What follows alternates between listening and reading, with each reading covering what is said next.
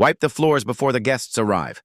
And don't forget to polish the glasses. If anything looks dirty, it will be your fault. Those words weren't spoken by an employer. They weren't commands from a boss. They came from my own mother, sharp, cold, and loaded with contempt. To her, I wasn't a child. I wasn't even family. I was a servant disguised as her son. I remember that evening clearly. The house buzzed with preparation. A business associate of my father's was visiting, a man so important my parents whispered his name like a prayer. My father ironed his shirt twice, pacing the living room. My mother shouted orders from the kitchen like a general in battle. And me? I was bent on my knees, scrubbing floors until my wrists ached. Michael, my older brother, sat on the couch, feet up, scrolling through his phone. He didn't have a single task. No broom in his hand. No dust cloth. Nothing. He was the golden boy, the pride, the one who never lifted a finger because his shine was supposedly too precious to dull with chores. I looked at him, sweat running down my face and bitterness rose like bile in my throat. Why only me? I asked, my voice low but trembling with years of swallowed frustration. My mother froze. For a moment, silence wrapped the room. Then she turned slowly, her eyes narrowing. Because Michael is meant for greater things, and you should be grateful you're useful in any way. Her words cut deeper than the harshest whip. My father cleared his throat, adjusting his tie, refusing to look at me. He never defended me. His silence was his approval of her cruelty. Michael smirked, tilting his head lazily. Don't take it so personally, he said, his tone dripping with mock sympathy. Some people just aren't meant to shine. Someone has to do the boring stuff. Heat burned my cheeks, but I kept scrubbing, the sponge squeaking against the tile. My heart pounded, not just from the humiliation, but from the realization that this wasn't a one-time insult. It was a role I had been cast in since birth. The shadow, the maid, the afterthought. I wanted to scream. I wanted to throw the sponge across the room. But instead I swallowed my anger as I always did. That's what they had trained me for, obedience dressed as gratitude. The hours crawled. I cleaned windows while Michael played video games. I set the table while my mother hovered over him, fussing with his collar as if he were already a prince awaiting his crown. My father rehearsed his business pitch aloud, never acknowledging the child scrubbing silently in the corner. When the doorbell finally rang, my parents lit up like candles. Smiles, laughter, exaggerated warmth, masks they had perfected for outsiders. My mother leaned toward me, her voice a low hiss. Stay out of sight unless I need you. Don't embarrass us. Embarrass them. As if my existence was already a stain they couldn't quite scrub away. I slipped into the hallway, watching from the shadows as the guest entered. He was tall, confident, the kind of man my parents bowed to with every gesture. They laughed at his jokes, poured his wine, showcased Michael's trophies on the mantel as if they were their own. Every word they spoke was designed to impress. I stood there invisible, my hands raw from scrubbing, my chest tight with rage. All the while, I asked myself the same question over and over. Why only me? Why was I the one carrying the weight of this family while Michael basked in effortless praise? The answer, at least then, was always the same. Because in their eyes, I wasn't a child. I was labor. I was a tool. I was a servant wearing the wrong name. That night, when the guest left and the house fell quiet, I stood in the kitchen staring at my reflection in the dark window. My mother's words replayed in my mind. Be grateful you're useful in any way. Something inside me cracked. I pressed my hand against the glass and whispered to myself, barely audible. One day, you'll see. I didn't know how. I didn't know when. But in that moment, a small, burning truth flickered to life. They thought I was nothing more than their maid. They didn't know that one day, the world they worshipped would bow to me. Michael is such a natural. Look at him go! That was the soundtrack of my childhood. Applause, cheers, endless admiration, all of it directed at my older brother. Michael was the sun in our family's universe, and I was, what? The shadow, the satellite. The one orbiting quietly in the background, never noticed unless I failed to shine at all. From the moment I could remember, I had a role. Michael played outside, chasing soccer balls across fresh grass, while I stood inside washing dishes stacked higher than my small arms could manage. My mother always claimed it was teaching responsibility, but responsibility was never handed to Michael. His hands were reserved for trophies, not soap suds. I still remember one Saturday morning when Michael scored his first goal at a school match. The crowd cheered. My parents nearly leapt out of their seats, and my mother's eyes shone as if he had just discovered fire. Meanwhile, I sat quietly on the bench holding his water bottle. I had drawn a picture that week, a bright landscape with mountains and rivers, something I was proud of. I had tucked it into my backpack, hoping to show them afterward, but when I timidly pulled it out, my mother barely glanced. "That's nice. Now clap for your brother." She snatched the drawing and stuffed it back into my bag. Michael basked in hugs, while my work crumpled in the shadows. The pattern never changed. Every birthday of his meant balloons, relatives, parties with cake tall enough to scrape the ceiling. My birthdays? A store-bought cake if they remembered at all. Sometimes not even that. Why only me? I once asked my father when I was 8, after being ordered to clean the patio before Michael's friends arrived. He didn't even look at me. He just muttered, "Because you're here. Don't argue," before turning back to his newspaper. That was his role. Silence in place of comfort, indifference in place of love. But not everyone treated me like I was invisible. That was the year I met Daniel. He sat alone in the schoolyard one afternoon, reading a comic book while the other kids played tag. I approached shyly, clutching my sketch pad. "Can I sit here?" I asked.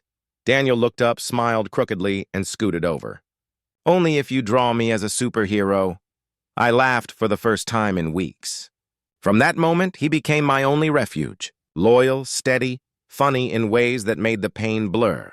Daniel was proof that maybe I wasn't worthless to everyone. He'd listen as I ranted about chores, as I cried over my mother's cutting words, as I described the silence of my father's disapproval. "You know they're wrong, right?" he'd say, his voice firm. "You're not less. You're just in the wrong crowd." His words planted hope in me. But no matter how much he reminded me, humiliation lingered. Because every time I stepped back into that house, I was reminded of my role, the maid, the afterthought, the failure in comparison to Michael's spotlight. Looking back, those childhood years weren't just unfair. They were shaping me, chiseling my self-worth down strike by strike, and though I didn't know it then, each wound was sharpening me into someone unrecognizable, someone who would not stay silent forever. You should be more like your brother. By the time I reached my teenage years, that line had become a chorus, sung so often it drowned out every other sound in my life. When I brought home a perfect report card, my father barely glanced at it. "Good, but Michael just won the regional debate." "That's real achievement." He patted Michael on the back while my paper slipped from his fingers, forgotten on the table. When I got my first part-time job at a bookstore, my mother scoffed. "Why waste your time? Michael just made the varsity team. That's something to be proud of." Even the smallest accomplishments I fought for, every grade, every paycheck, every creative effort, were dismissed before they could breathe.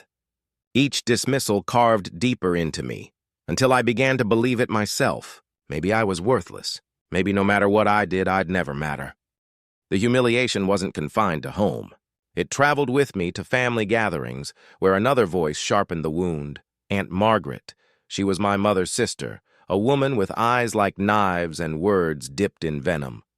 She always arrived overdressed, perfume thick enough to choke, ready to pass judgment like a queen in her court. At one Thanksgiving, I proudly set down a pumpkin pie I had baked myself. The crust was uneven, but it was mine. Before I could even explain, Aunt Margaret leaned forward, eyes narrowing.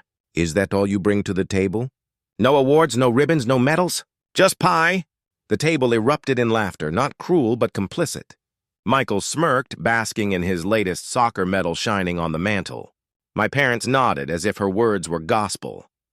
I forced a smile, the heat burning behind my eyes. "I like baking. I also had straight A's this semester," Aunt Margaret chuckled, sipping her wine. "Grades are fine, but charm wins hearts, not books. Michael has both. You, dear, should try harder." Her words lingered long after the dinner ended. They followed me into my room that night, where I stared at my wall covered with certificates and essays. Achievements no one clapped for. Achievements that, in my family's eyes, were placeholders compared to Michael's trophies. I pressed my forehead against the cold glass of the window, whispering to myself, "Why can't they see me?"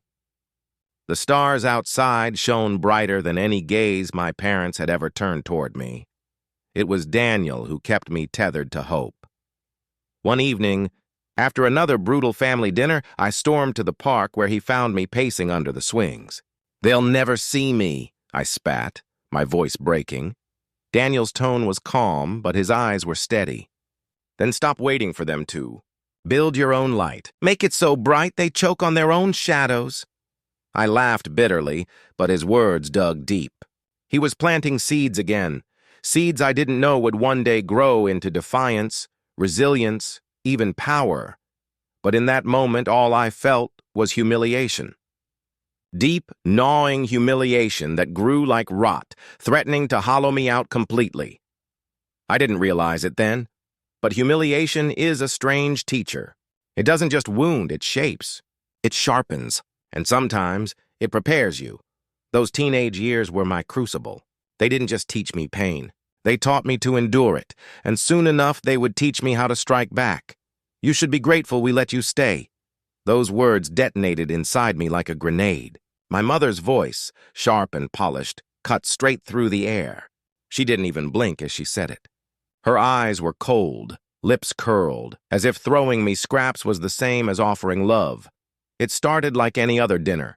Michael at the head of the table, smirk plastered on his face, my father silent behind his glass of water, my mother in command of the conversation. I had learned to survive meals by staying quiet. But that night, their trap was already set. My father cleared his throat, adjusting his tie like he always did before saying something unpleasant. "There are expenses," he muttered.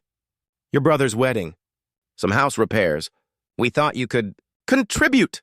The word hung in the air, ugly and demanding. I blinked, stunned. "Me? I'm barely keeping up with bills myself. I don't even have—" My mother cut me off. "Michael has carried this family for years. He's dependable, successful, unlike you. This is your chance to finally do something useful." Useful. That word stung worse than the request.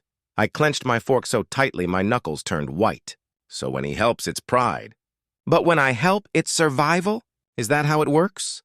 Michael leaned back, folding his arms with that smug little grin. "Come on, don't make this dramatic. It's just money. If you can't manage, maybe admit you're not cut out for responsibility." His words slid under my skin like knives. I turned to my father, desperate for something, anything. His silence was worse than insults. He simply looked away, eyes fixed on the tablecloth as though the conversation wasn't even happening. "Dad?" My voice cracked. "Do you really think I'm less than him?" Silence. That was his answer. My chest burned. My throat ached. Rage and grief collided in a storm I could no longer contain. I shoved my chair back, its legs screeching against the floor. The sound jolted even Michael, though his smirk lingered. "I don't owe you anything," I said, voice shaking but strong. "Not gratitude. Not money. Not my silence." My mother's lips curled tighter. "Don't be foolish. This family has given you everything." "Everything?" I laughed bitterly. "You gave me nothing but comparisons and contempt. And you're right. I'll never be like Michael. I'll be me, and one day that will be enough." The table fell silent. Even Aunt Margaret, usually quick with venom, held her tongue. For once, no one knew how to answer. I grabbed my coat, my pulse pounding in my ears. "Where are you going?" My mother snapped. "Out," I said, not looking back. "And when I leave this time, I'm not coming back." The door slammed behind me, echoing like judgment. Outside, the night air hit my face. Cold, sharp, but freeing. I didn't know where I was heading, but I knew I was done. Done begging. Done trying. Done existing in their shadow. That was the breaking point. The night I stopped being their burden and started being my own, and with each step away from that house, I swore I would never return. The day I walked out, I vanished. Not just from their table, but from their lives. No calls, no letters. No updates. If they wanted me gone, I would give them silence sharper than any words. The first weeks were brutal. Loneliness seeped into every crack of my new life.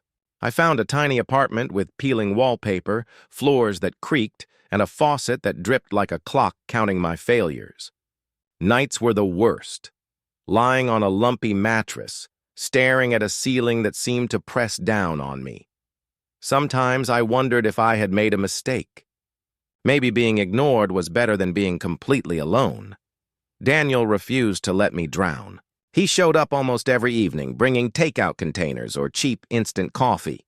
He'd sit on my milk crate chair and grin like the place was a palace. "This place may be small," he said one night, raising his cup like a toast, "but it's yours. That's freedom, my friend." I smiled faintly, though doubt gnawed at me. "Freedom feels pretty empty." Daniel leaned back. "Of course it does. Freedom always feels like falling at first. But one day, you'll realize you've been flying." His confidence in me was unshakable, even when mine crumbled. By day, I worked a low-paying job at a bookstore. Stocking shelves, ringing up customers, sweeping floors. It wasn't glamorous, but it was mine. Every dollar I earned felt different. It was survival built by my own hands. Still, humiliation lingered. Each paycheck reminded me how little I had compared to Michael's trophies and my parents' proud speeches. Some nights, the echoes of their voices haunted me. "Why can't you be more like him?" The words twisted in my chest, convincing me that maybe they were right. One evening, overwhelmed, I slumped into my desk chair and muttered, "Maybe I'll never be enough." Daniel studied me, unusually serious. "No, they're wrong. They built their pride on Michael because it was easy. You're building yourself from nothing. That takes more strength than they'll ever know." His words lit a spark, small but real. I started noticing it in little things, carrying groceries up 3 flights of stairs without asking for help, fixing the leaky faucet with nothing but determination, standing at my window at night, watching the city lights and realizing I wasn't trapped anymore. I was carving my own way. Independence didn't roar into my life. It whispered. One step at a time until the whispers grew louder than the doubts. The loneliness never vanished completely. Holidays were the hardest. While others gathered around glowing tables, my dinners were microwave meals eaten alone. But then Daniel would show up with greasy takeout, grinning. "Merry Christmas." Nothing says holiday spirit like cold fries. I'd laugh, really laugh, for the first time in years. That's when I realized maybe my family had erased me, but they hadn't destroyed me. Because in that tiny apartment, through the doubts and the loneliness, something new was forming, the first spark of freedom. And though humiliation still clung like a shadow, a voice inside whispered, "One day they'll regret this. Resilience isn't born, it's built." Mine was hammered into shape through years of struggle, each setback pounding me harder, each survival sharpening my edges. The bookstore job turned into shifts at a cafe, then clerical work at a tiny office. None of it was glamorous. None of it would have impressed my parents. But every paycheck mattered. Every bill I paid with money I earned felt like a brick laid in the foundation of my independence. I still remember the first time I signed a lease under my own name. My pen shook as I scribbled across the paper, the landlord watching impatiently. It wasn't a mansion, it was a cramped studio with peeling paint and a squeaky floor. But it was mine.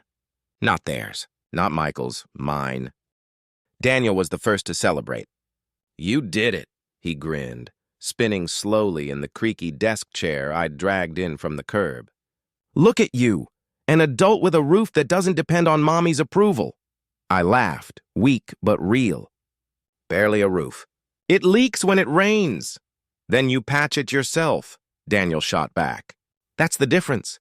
This place is proof. You don't need them to survive," his words echoed in me, louder each time I repeated them in my head. I don't need them to survive. The jobs grew tougher, but so did I. I juggled shifts, rushed buses, studied at night to pick up skills my family never thought I could master. I learned to smile at rude customers, to stretch a dollar, to keep moving even when exhaustion clawed at me. Slowly, painfully, I climbed. The exhaustion was brutal. Nights collapsed into mornings, my body aching from double shifts. Some days, I stared at my reflection under buzzing fluorescent lights, eyes sunken, clothes cheap, but my gaze was different, stronger. My scars weren't weakness, they were proof I had survived without them. Daniel noticed, too. One evening, as we walked home under flickering street lamps, he nudged me. "You've changed, you know." "Changed how?" I asked, confused. "You don't flinch when you mention them anymore," he said simply. "They don't own you." I stayed quiet, but his words warmed me. He was right. Slowly, I was building a new identity, one that wasn't chained to their comparisons. At work, supervisors started noticing me. A manager at the cafe praised how I handled angry customers. The office clerk I replaced left in chaos, but I kept things running. For the first time, people saw me for what I did, not for what I wasn't. One night, alone in my apartment, I whispered it aloud, letting the words fill the room. "I don't need them to survive." The silence that followed wasn't empty. It was powerful. I didn't realize it then, but each tiny step, every grueling job, every late-night study session, every skill learned in silence was shaping something bigger. A new identity, a future I hadn't even dared to imagine. The child who once trembled under their shadow was gone. In their place stood someone else, someone who was learning, slowly but surely, to live without permission. And deep down, I could feel it. The story wasn't just about survival anymore. Something else was forming, foreshadowing itself like a storm on the horizon. Distance doesn't kill gossip, it sharpens it. Even after years of silence, whispers about my family drifted toward me, carried by acquaintances, co-workers, strangers who delighted in sharing someone else's downfall. At first I ignored them, but then the stories grew darker. "Your brother, Michael, right?"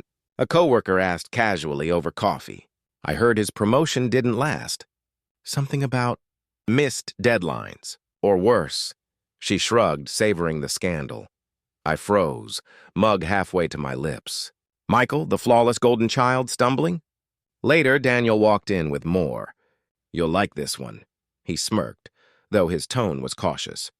"Your dad's drowning in debt. Word is he's juggling loans just to keep up appearances." I tried to laugh, but it came out hollow. My father, the man who once sneered that I was a financial burden, now trapped by the very weight he mocked me with? And then came the whispers about my mother. At a dinner party, she had been humiliated when her charity project turned out to be a cover for sloppy bookkeeping. Her precious social circle was turning on her, polite smiles curdling into gossip as soon as her back was turned. Vindication surged in me, hot and sharp.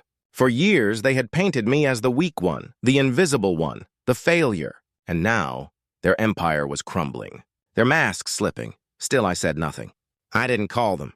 I didn't show up at their doorstep. I didn't even gloat. Instead, I started documenting. Quietly, methodically, I began keeping records of every rumor, every debt, every scandal that reached my ears. At first, it was instinct, scribbling notes in a worn notebook. But soon, the habit grew deliberate. Daniel caught me one night, hunched over my desk, pages spread out in front of me. "What's all this?" he asked, raising an eyebrow. I looked up, voice calm, almost cold. "Evidence. Evidence of what?" "The truth," I replied. "One day, it'll matter." Daniel studied me for a long moment, his usual grin gone. "This isn't about survival anymore, is it?" I shook my head. "No, this is about justice." The word hung in the air, dangerous and liberating, so I kept collecting.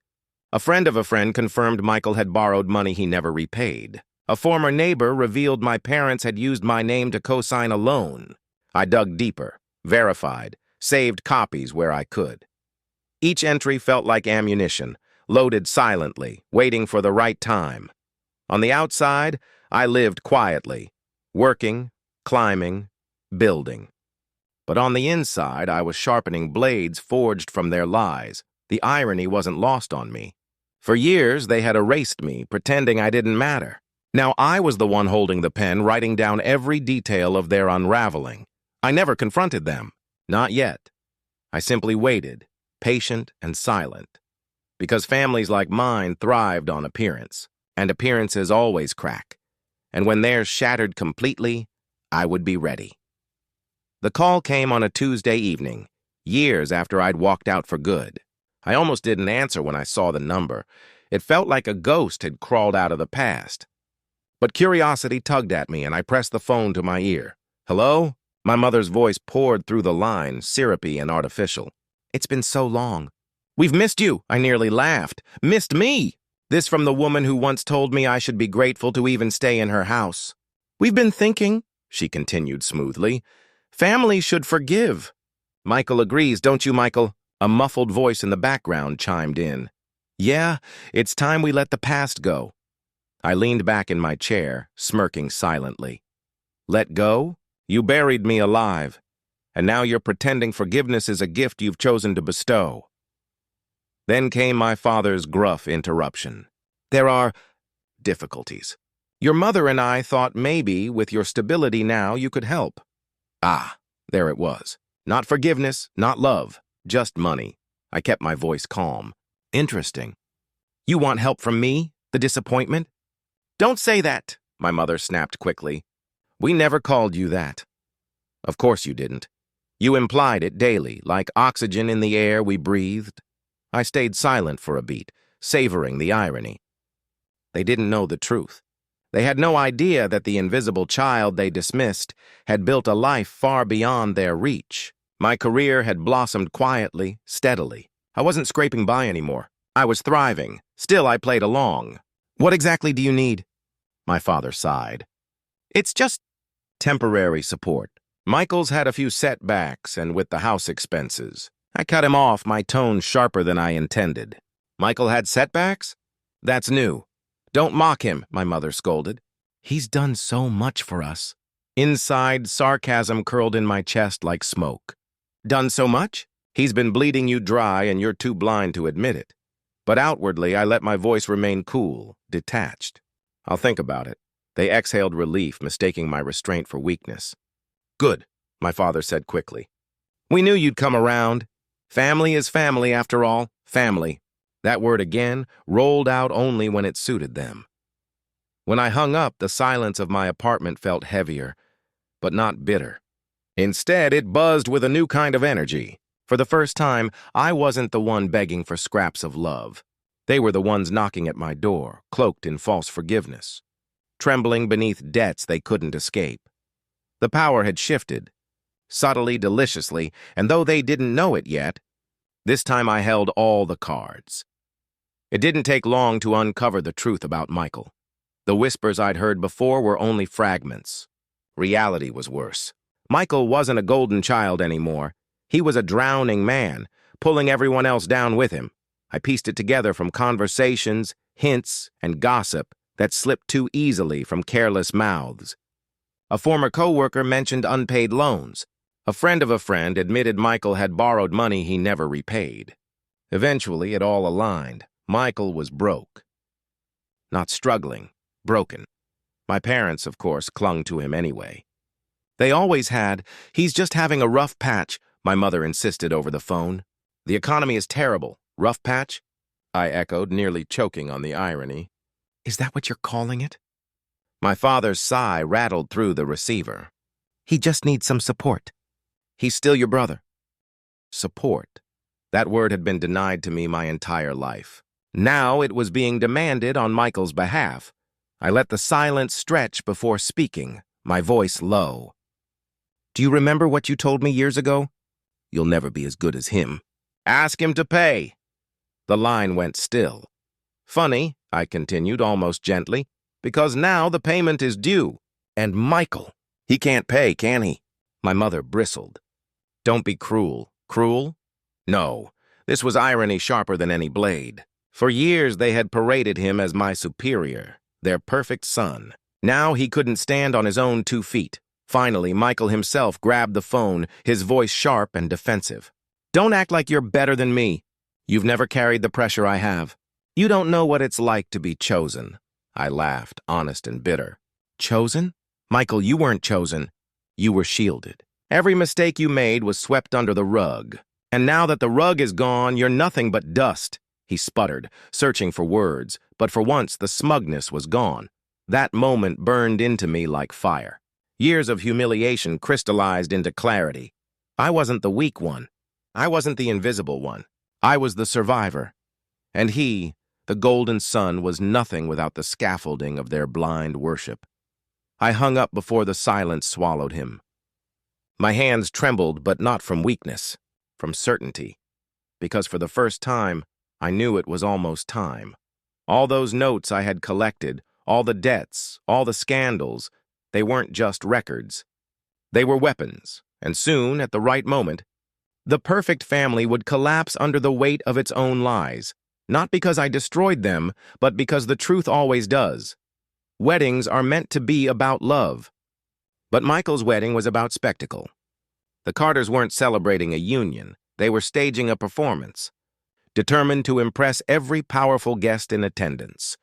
The hotel ballroom shimmered under chandeliers, each table draped in white silk, each centerpiece taller than a child. Waiters glided between guests in crisp uniforms, champagne glasses sparkling like liquid gold. My mother floated through the crowd with a smile painted on her face, my father's handshake firm as he schmoozed with men in tailored suits. And Michael, he stood at the altar in a designer tuxedo, Emily at his side, glowing like a magazine cover. But beneath all the glitter, I saw the cracks. The laughter too loud, the smiles too practiced. They had built this day on a crumbling foundation, and I was here to make sure it collapsed. Gasps rippled through the room the moment I stepped inside. Whispers followed me like shadows. Is that? I thought they weren't invited. After all these years? My mother's face drained of color, her glass of champagne trembling in her hand.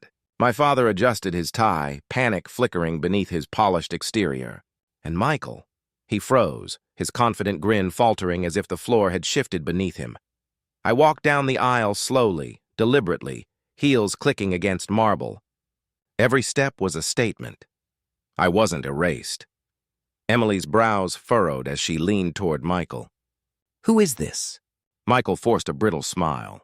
No one. Just someone who doesn't belong here. I tilted my head, my voice steady but cutting. Funny, Michael. Because from where I'm standing, it looks like I belong more than you think. Before the murmurs could settle, a new presence entered the ballroom. The crowd hushed as a man in a sharp navy suit strode inside. Mr. Harrison, the CEO of the very company my parents had spent years groveling to impress. My mother's smile returned instantly, brittle but eager. She started forward, tugging Michael with her. Mr. Harrison, we're so honored you could join us. But he didn't look at her. He didn't look at Michael either. His eyes scanned the room, landed on me, and lit up. There you are, he said warmly, crossing the floor in long, confident strides. I was beginning to wonder when you'd arrive. I smiled faintly, extending my hand. Traffic, I murmured, as if this were the most natural reunion in the world. And then, in front of everyone, Michael, my parents. The guests who worshipped my family's image, Mr. Harrison clasped my hand firmly and said, Clear enough for the microphones to catch. Good to see you. Boss?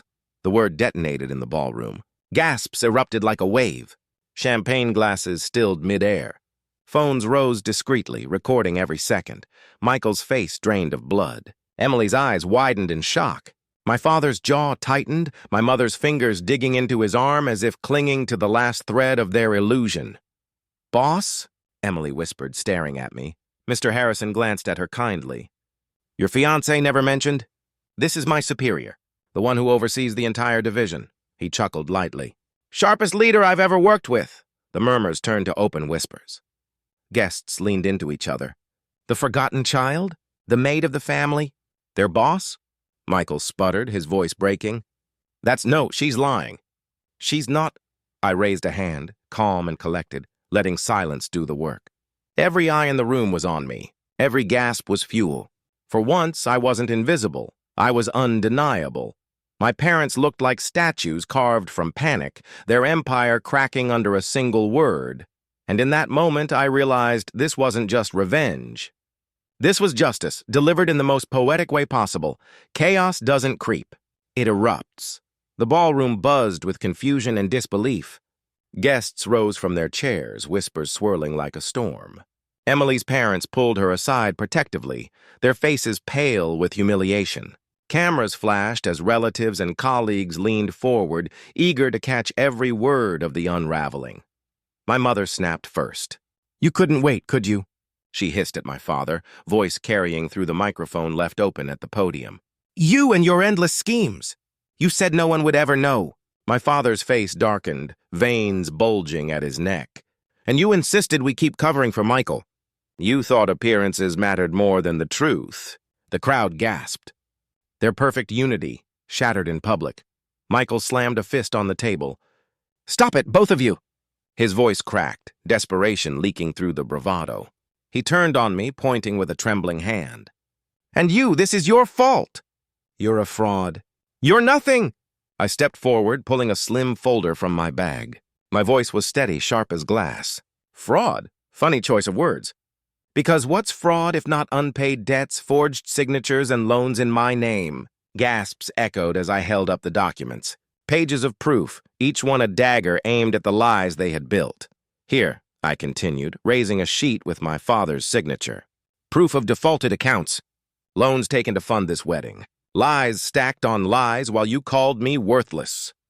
Emily's bouquet slipped from her hands. "Michael." "Is this true?" he stammered, sweat beading on his forehead. "She's twisting everything. Don't listen to her." But before I could reply, another voice cut through the tension. "Actually, she's not. It was Lily, my cousin." She stepped out of the crowd, sharp eyes blazing. I saw it. I heard the way they treated her. They erased her while worshiping you. "Everything she's saying, it's the truth." The room fell into stunned silence. Guests turned toward her, whispering again. Someone muttered, "I always wondered." Another, "Makes sense now." Michael's face twisted with rage. "Stay out of this, Lily." But Lily didn't flinch. "No, Michael. Not this time. You've lived off lies, off your parents' blind worship. And now you want to silence the only person brave enough to expose it? No, she deserves this moment. You don't." Her words hit like a hammer. Guests began gathering their things, some walking out in disgust, others shaking their heads at my parents. Phones kept recording. Every second of their collapse was being immortalized. My mother reached for Michael's arm, desperate. "Say something. Fix this!"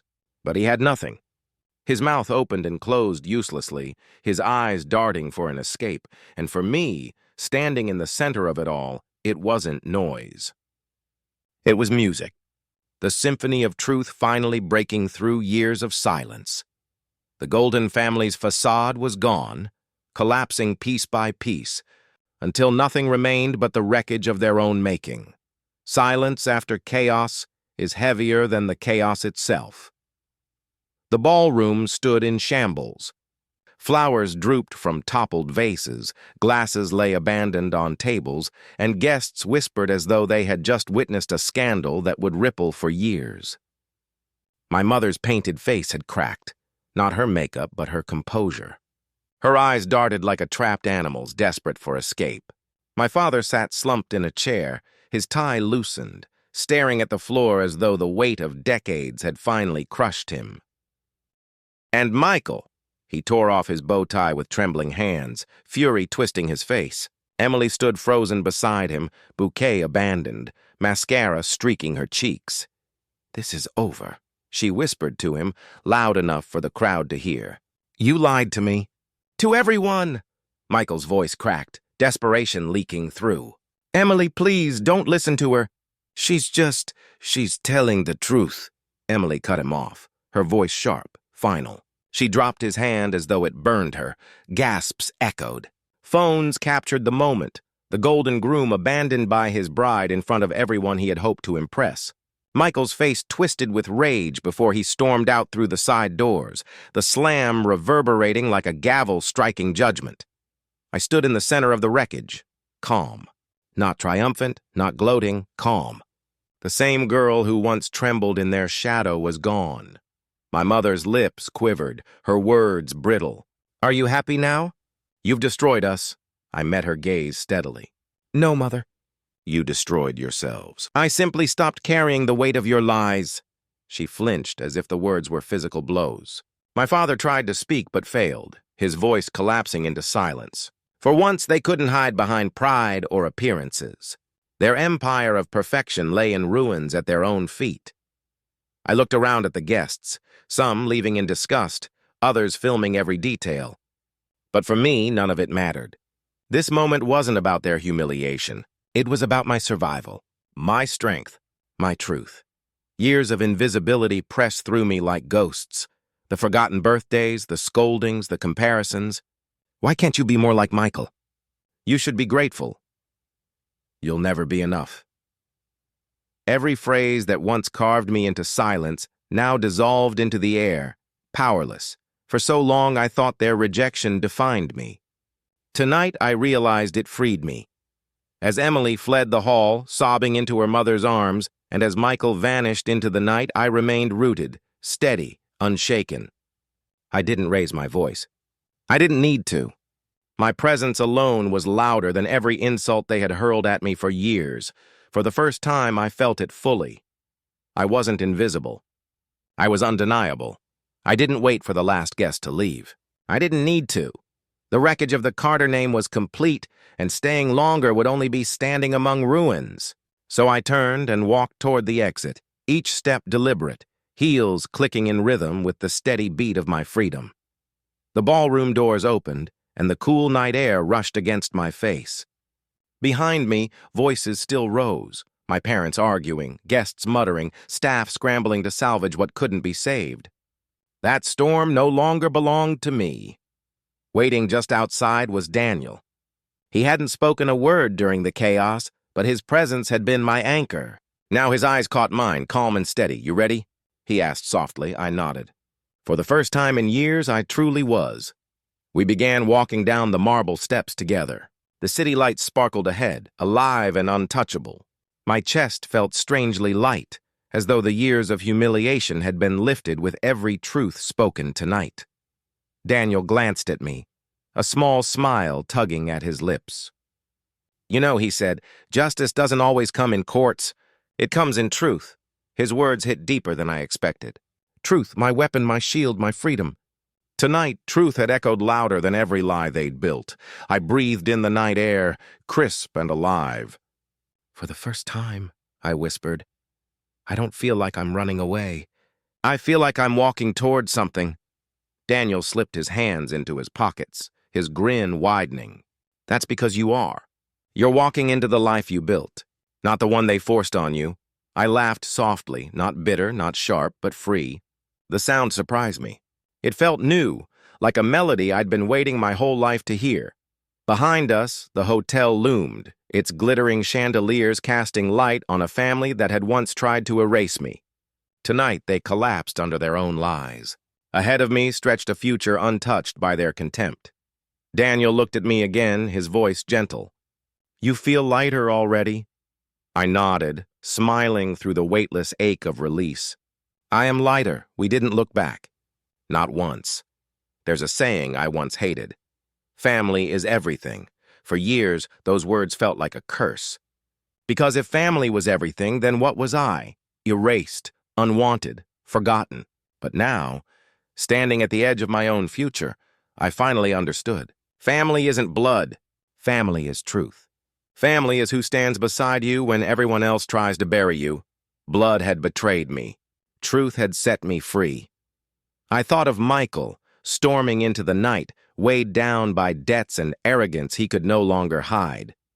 I thought of my parents, sitting in that ruined hall, their pride shattered, their reputation ashes.